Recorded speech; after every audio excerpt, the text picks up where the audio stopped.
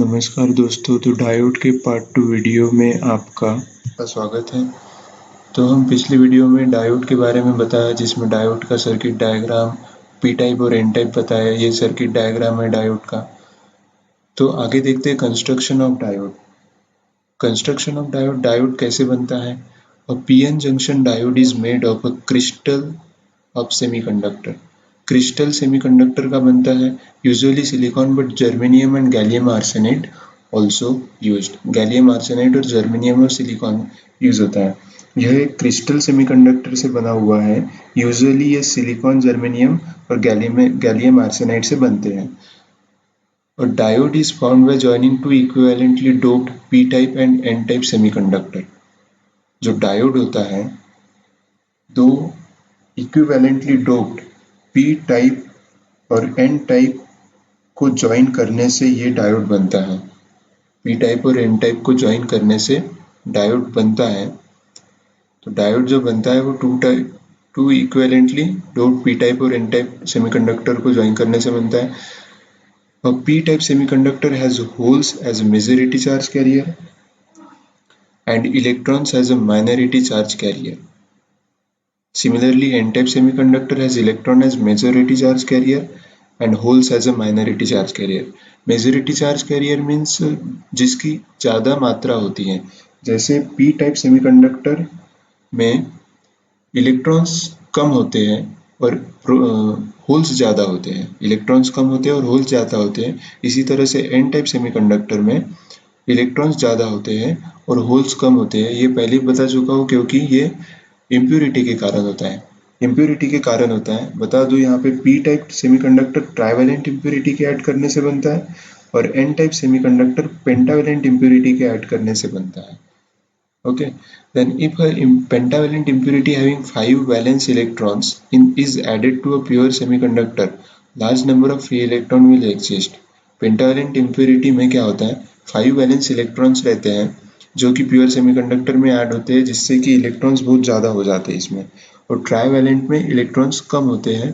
Trivalent impurity having 3 valence electron is added, large number of holes will exist in the semiconductor. क्योंकि इसमें एक electron की कमी होती है, इसी के कारण इसमें होल्स ज़्यादा हो जाते हैं। तो एक इसमें होल ज़्यादा और एक इसमें इलेक्ट्रॉन्स ज़्यादा होते हैं। ये डिप्लीशन लेयर देख सकते हैं आप यहाँ पे। और ये पॉजिटिव पार्ट और नेगेटिव पार्ट होता है। पॉजिटिव पार्ट डायोड का और नेगेटिव पार्ट, जिसमें पॉजिटिव पार्ट में देखेंगे आप नेगेटिव जो होल्स है, होल्स ज़्यादा है और पी एन टाइप में इलेक्ट्रॉन्स ज़्यादा है।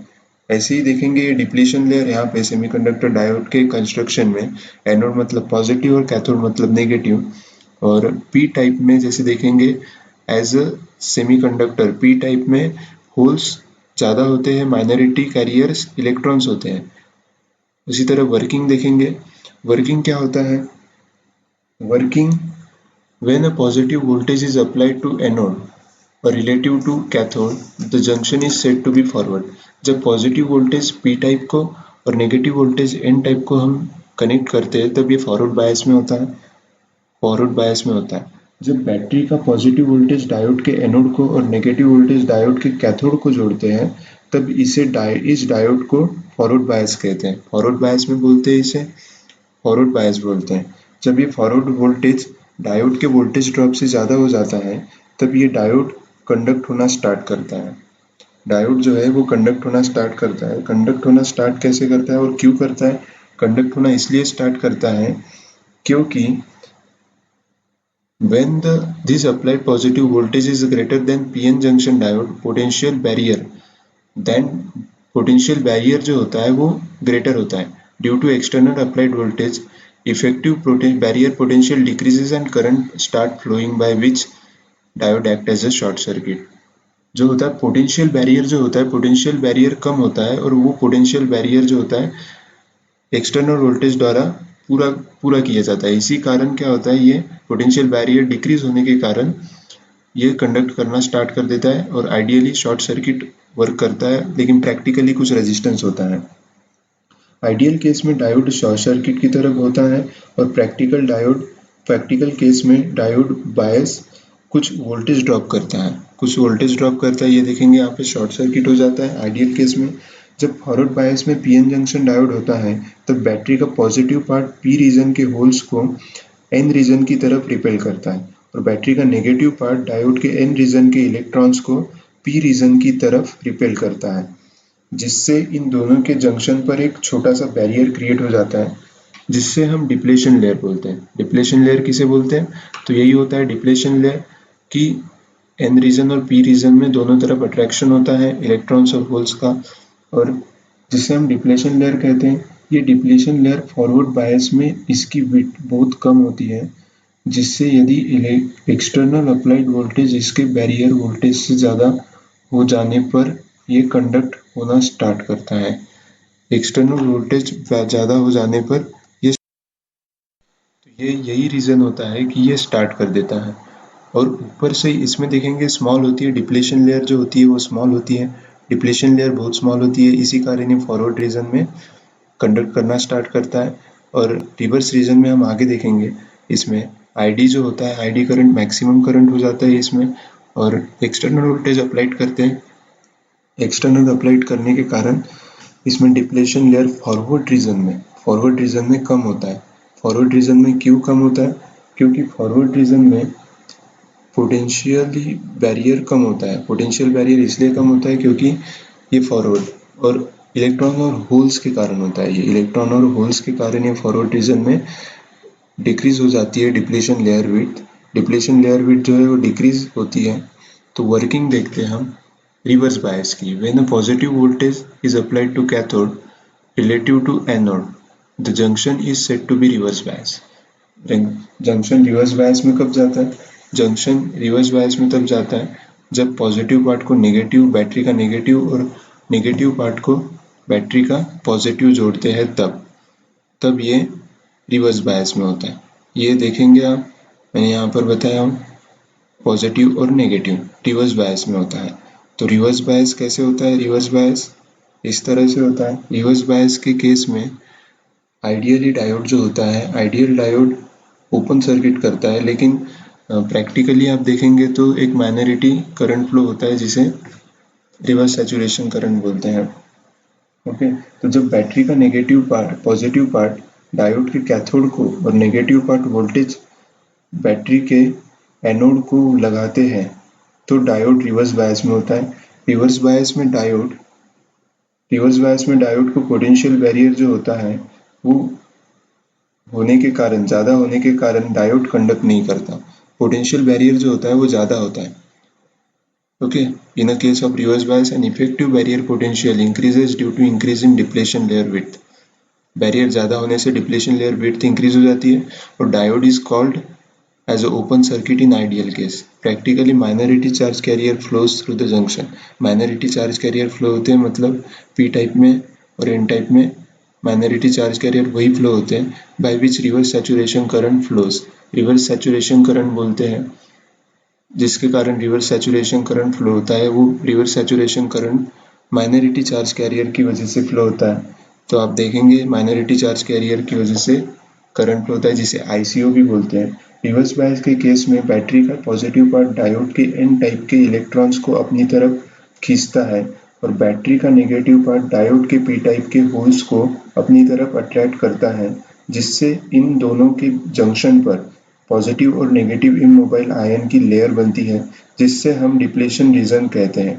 डिप्लेशन रीजन किससे कहते हैं? पॉजिटिव और नेगेटिव इमोबाइल आयन जो है इनकी एक लेयर बन जाती है। ये लेयर जो होती है, ये लेयर क्यों बनती है? क्योंकि होल्स और इलेक्ट्रॉन्स के कारण। इसमें होल्स और इलेक्ट्रॉन्स रिपेल करता है, इसलिए ये एक जंक्शन से पार नहीं हो पाते, एक जंक्शन से दूसरे, एक पार्ट से दूसरे पार्ट में नहीं जा पाते। इसी कारण ये जंक्शन पर ही बन जाते, जंक्शन पर रुक जाते हैं और जंक्शन पर रुककर ये इमोबाइल आयन की तरह एक्ट होते हैं, जिसके कारण इसमें से कोई भी पास नहीं हो पाता। इसमें से कोई भी पास नहीं होने के कारण ये open circuit, as a open circuit work करता है, लेकिन इसमें से माइनॉरिटी चार्ज कैरियर फ्लो हो जाते हैं। माइनॉरिटी चार्ज कैरियर फ्लो हो जाते हैं, इसलिए ये रिवर्स सैचुरेशन करंट होता है। तो वीआई कैरेक्टरिस्टिक्स देखते हैं हम। वीआई कैरेक्टरिस्टिक्स क्या होती है? VI characteristics of diode. तो सबसे पहले हम फॉरवर्ड वोल्टेज देखेंगे। ये डायोड की वीआई कैरेक्टरिस्टिक्स है जिससे हम सब कुछ पता चल जाता है। इससे समझना बहुत इम्पोर्टेंट है।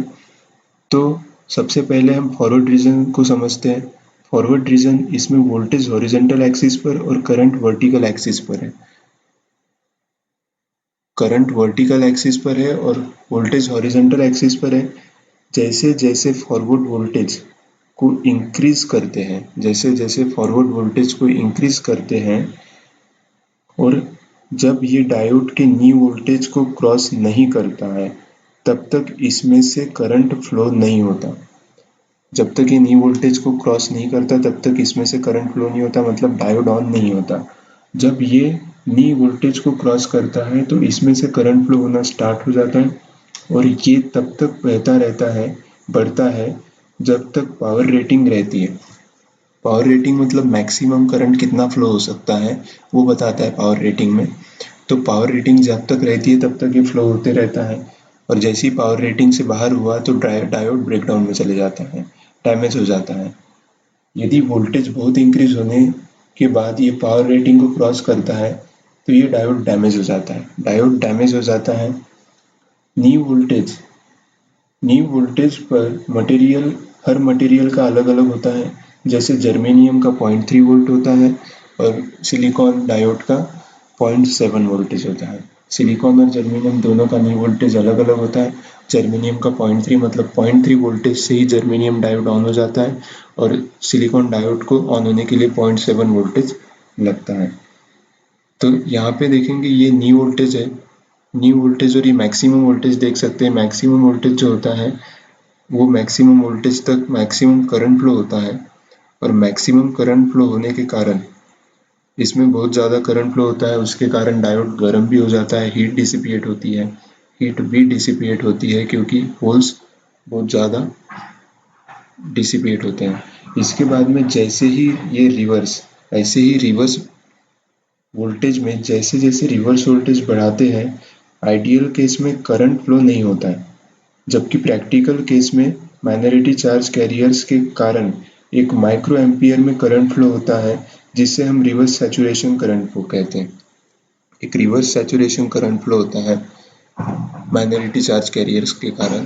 तो जैसे ही एक ये रिवर्स वोल्टेज ब्रेकडाउन वोल्टेज पर आता है, वैसे ही करंट की वैल्यू एकदम से इंक्रीज होती है और बहुत ज़्यादा करंट फ्लो होने के कारण ये डायोड ब्रेकडाउन हो जाता है।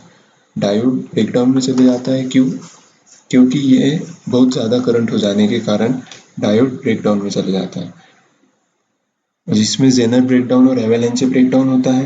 तो ये जेनर ब्रेकडाउन और एवेलेंचे ब्रेकडाउन एक तरह से दोनों ब्रेकडाउन के टाइप्स है, जिसमें अलग अलग तरीके से ब्रेकडाउन होता है। रिवर्स वोल्टेज देखेंगे, रिवर्स वोल्टेज में किस तरह और फॉरवर्ड वोल्टेज, ये कैरेक्टरिस्टिक्स बहुत ही इंपॉर्टेंट है रिवर्स और फॉरवर्ड वोल्टेज की। इससे हम सब कुछ पता कर सकते हैं। तो टाइप्स ऑफ डायोड देखेंगे इसके बाद में। टाइप्स ऑफ डायोड में ये देखेंगे लेजर डायोड, ये सभी प्रैक्टिकल डायोड हमें जिस तरह से प्रैक्टिकल में दिखते हैं वो प्रैक्टिकल यूज में जो होते हैं वो डायग्राम है। ये जेनर डायोड, ये शॉटकी डायोड का प्रैक्टिकल है, वैरेक्टर डायोड, टनल डायोड, ये सर्किट डायग्राम है। डायोड, नॉर्मल डायोड का सर्किट डायग्राम, जेनर डायोड का सर्किट डायग्राम, शॉटकी डायोड का सर्किट डायग्राम, वैरेक्टर डायोड का सर्किट डायग्राम, टनल डायोड का circuit diagram, light emitting diode का circuit diagram और photo diode का सर्किट डायग्राम। ये सभी तरह से इलेक्ट्रॉनिक सर्किट में यूज होने वाले ये सर्किट डायग्राम्स हैं जिसका हम इलेक्ट्रॉनिक्स में यूज करते हैं। तो ये जेनर डायोड का सर्किट डायग्राम जो कि बहुत ज़्यादा यूज होता है, जेनर डायोड का सर्किट डायग्राम।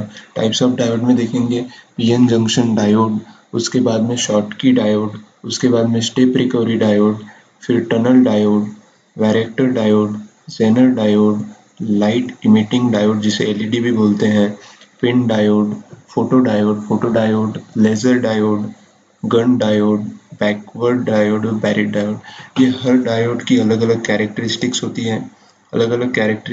है, हर किसी डायोड की। जैसे फोटो डायोड बहुत ज़्यादा इंपॉर्टेंट होता है क्योंकि ये फोटो सेंसिंग एलिमेंट होता है। फोटो सेंसिंग एलिमेंट लाइट को इमिट नहीं करता, लाइट इमिटिंग डायोड लाइट को इमिट करता है और फोटो डायोड जो होता है लाइट को एब्जॉर्ब करता है। तो इसमें देखते हैं गेट रिलेटेड क्वेश्चंस कैसे सॉल्व करने हैं। गेट रिलेटेड क्वेश्चंस मैं आपको बताऊंगा कि कैसे सॉल्व करने हैं। GATE related previous year question जो है वो भी मैं सॉल्व करके बताऊंगा। तो इसके लिए डायोड बहुत ही फ्रीक्वेंटली पूछते हैं और प्रैक्टिस से ही ये solve its question by practicing question, practice से ही क्वेश्चंस सॉल्व किए जा सकते हैं। तो आपको